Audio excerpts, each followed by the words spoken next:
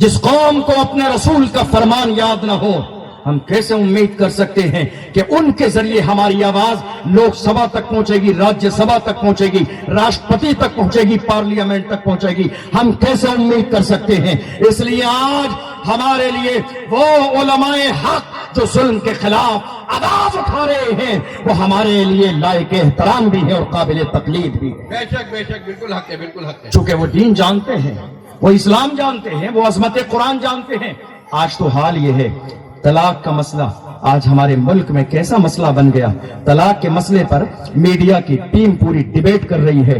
Debate کرنے والے جانتے ہو کون ہیں؟ جنہیں کلمے کا پڑھنے کا سلیقہ نہیں، جنہیں استنجا کرنے کا سلیقہ نہیں، جنہیں سنت کے مطابق وضو کرنے کا طریقہ نہیں، جو رسول کے حکم کے مطابق غسل کرنا نہیں جانتے، وہ میڈیا کی ٹیم کے ساتھ بیٹھ کر ڈیبیٹ کرتے ہیں۔ طلاق کا مسئلہ ایسے نہیں، ایسے ہونا چاہیے۔ طلاق کا مسئلہ ایسے نہیں، ایسے ہونا چاہیے۔ طلاق کا مسئلہ ایسے نہیں، ایسے ہونا چاہیے۔ کیوں طلاق کے مسئلے میں تمہارا مسئلہ یا نہیں ہے؟ یہ قرآن کا مسئلہ ہے، یہ قوم مسلم کا مسئلہ ہے۔ تو جواب آتا ہے، ہم قوم مسلم کی عورتوں کے ہمدرد ہیں، ہم بیٹی پڑھاؤ بیٹی بچاؤ کا نعرہ دیتے ہیں۔ یہ نعرہ ہمارے ملک کی سرزمین پر دیا گیا، بیٹی پڑھاؤ بیٹی بچاؤ۔ 2022 کا الیکشن چل رہا ہے، چند دن پہلے کی بات ہے، ہمارے اسی ملک میں ایک اور سیاسی نعرہ دیا گیا، صرف ووٹ حاصل کرنے کے لیے، الیکشن کو کامیاب بنانے کے لیے، 22,000 جو ہے 2022 کے الیکشن کے رخ کو موڑ دینے کے لیے ایک نعرہ اور دیا گیا، لڑکی ہوں لڑ سکتی ہوں۔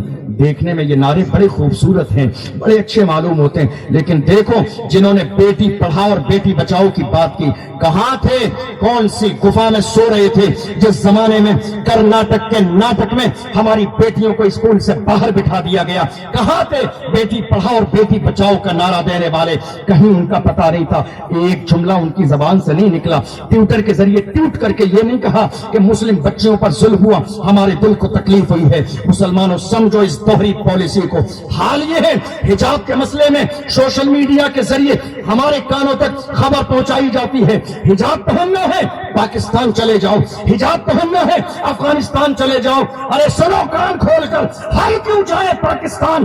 ہماری بہنیں ہماری بیٹیاں حجاب بھی پہنیں گی اور اسی ملک میں رہیں گی۔ کیوں؟ کیونکہ ہم بھی تعمیر وطن میں ہیں برابر کے شریک، ہم بھی تعمیر وطن میں ہیں برابر کے شریک۔ در و دیوار اگر تم ہو تو بنیاد ہے ہم، ہند کو ناز ہے جس پر وہ نشانی ہم ہے، تاج اور لال قلعے کے یہاں بانی ہم ہے۔ نہ گھبراؤ مسلمانوں، خدا کی شان باقی ہے، ابھی اسلام زندہ ہے، ابھی قرآن باقی ہے۔ یہ دشمن کیا سمجھتے ہیں جو اپنے دل میں ہنستے ہیں؟ ابھی تو کربلا کا آخری میدان باقی